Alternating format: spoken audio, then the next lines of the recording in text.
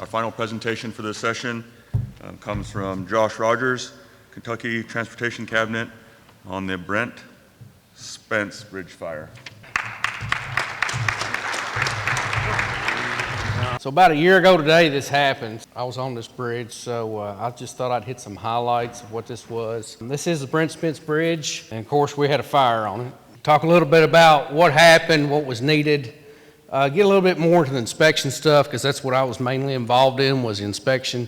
Talk a little bit about post-fire inspection as well as the repairs that came up this bridge. This is a border bridge that we have with Ohio, across the Ohio River. It's a major interstate bridge, I-75, opened in 1963. It's a double-decker through truss suspended span, steel cantilever. Main span's about 1,736 feet. Old riveted construction, 4 lanes of traffic, top and bottom deck, and carries about 160,000 vehicles a day. So this was a major artery on Interstate 75. There's just a few construction photos built during the interstate highway system. And here's a little graph, shows you where it is. Like I said, in our northern Kentucky, it's our District 6 district. Of course, borders Cincinnati, Ohio, and Covington, Kentucky. What happened? Last year on November 11th, 2020, Veterans Day, our District 6 bridge engineer calls me and says, Josh, you watching the news? I said, Nick, it's Veterans Day. We're not working today. Well, you may want to turn it on. I said, what happened? He said, the BRENT SPENCE bridge caught on fire. I said, okay, well, how bad is it? You know, we put out fires every day, literally. He said, well, you may want to get up here. So lo and behold, I got up there about 8:30 that same morning, and that's where all this story kind of starts. So a tractor trailer, jackknife, a box truck on the northbound lower deck. That collision did cause a fire that burned for about 2 hours.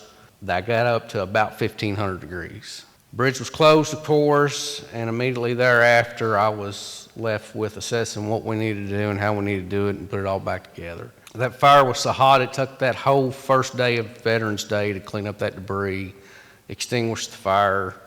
Just a one picture there of the melted mess. So there was a small, I think, refrigeration tank on one of the tractor trailers that ignited the explosion, but it got really hot.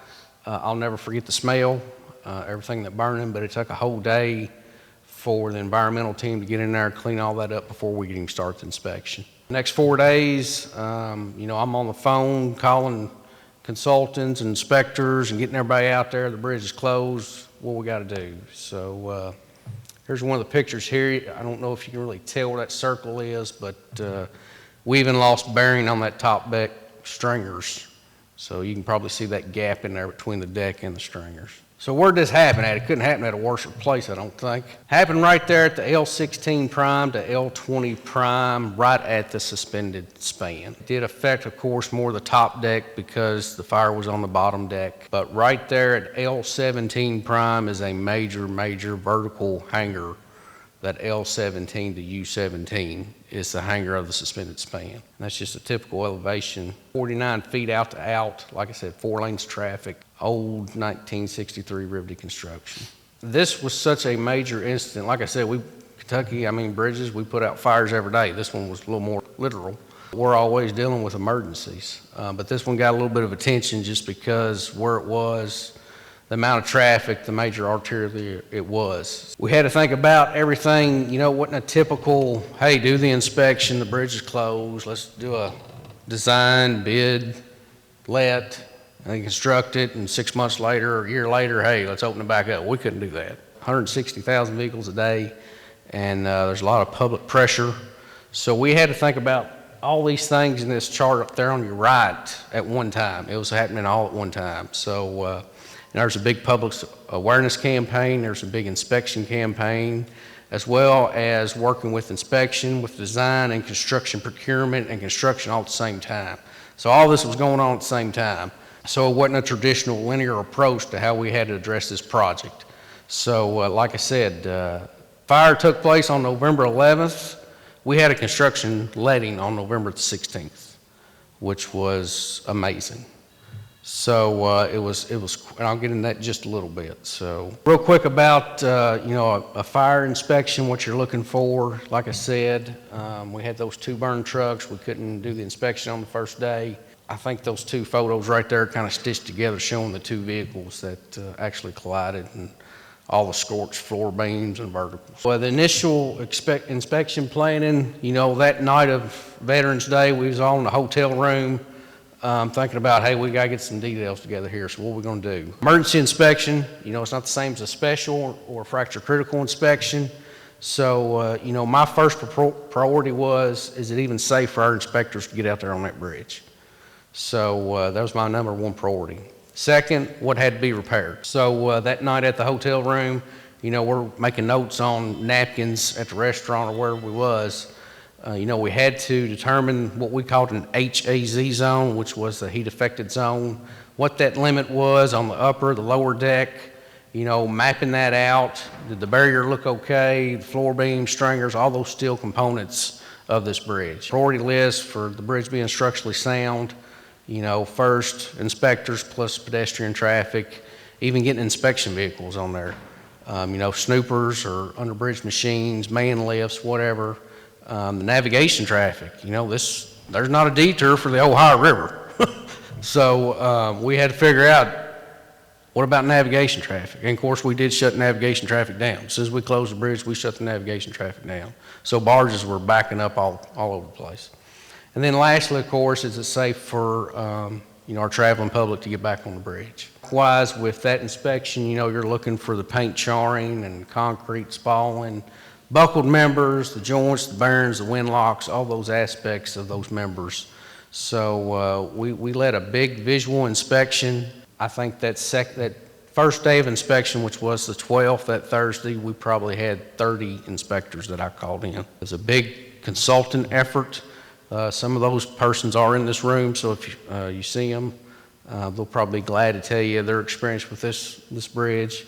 But about 30 inspectors for the next 4 days climbing all over this bridge, mainly in the heat affected zone because we knew the other zones, outside that heat affected zone was not really hurt. So about 30 inspectors, 4 days of inspection to come up with what was wrong, what needed to be fixed, and how we need to get it fixed. We also did material testing. There was, of course, some concern with the concrete, of course, as well as the steel. And I'll get into that just a little bit with some destructive testing and non-destructive testing that we did. This here, I don't have a sound to this, but I just wanted to emphasize, we have a in-house rope access team statewide. We've been doing that for about 25 years with rope access techniques. And we also just started a UAS program. So we've got a UAS program, and of course, our UAS person was actually videoing a lot of these activities while we were performing the rope access techniques. So that member right there, that vertical, is the L-17 prime, the suspended hanger, and I'll get in that in just a second. But I just thought this was a short little video that I cut out, just kind of show, the scorched steel and the inspectors on the bridge.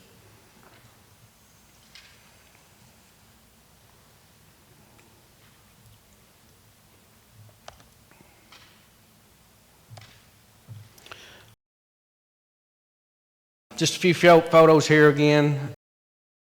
Inspectors climbing. I think the third day we were able to say that we could get light inspection equipment out on the structure. That picture in the middle, it's called a spider.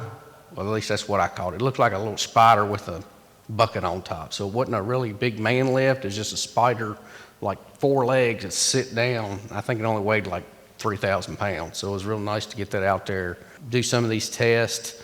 That bottom right, that's our A75 Aspen Snooper. So we actually placed that truck at L16 and just boomed it out between that heat affected zone, just in case, if something was wrong, there wasn't no wheel loads on that affected span. So I think we did some innovative stuff here. Bottom left, that's where we just took some concrete cores to see the deck. I'll never forget what they was cleaning the top deck off, spraying it down, and it looked like it was raining. I mean, water was just percolating through the top deck. That's how bad. I knew at that point, I said, that top deck, it's gone, it's done. So I'll get in that in just a second. Of course, the fire concerns, strength of steel was my biggest thing with, that rapid decrease in the yield strength and the inability to carry those loads.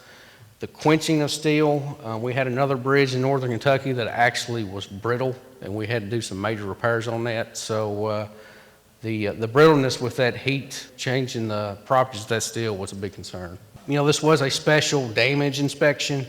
Before the fire, we had everything at a 5, the deck, the super, and the sub.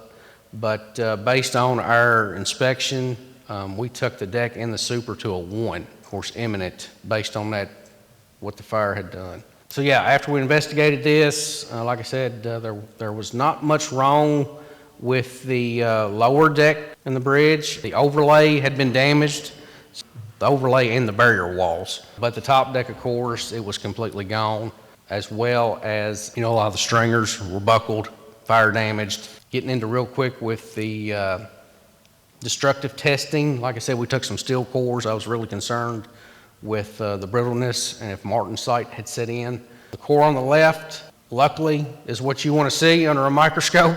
That is non-martensite, which means that steel is not brittle.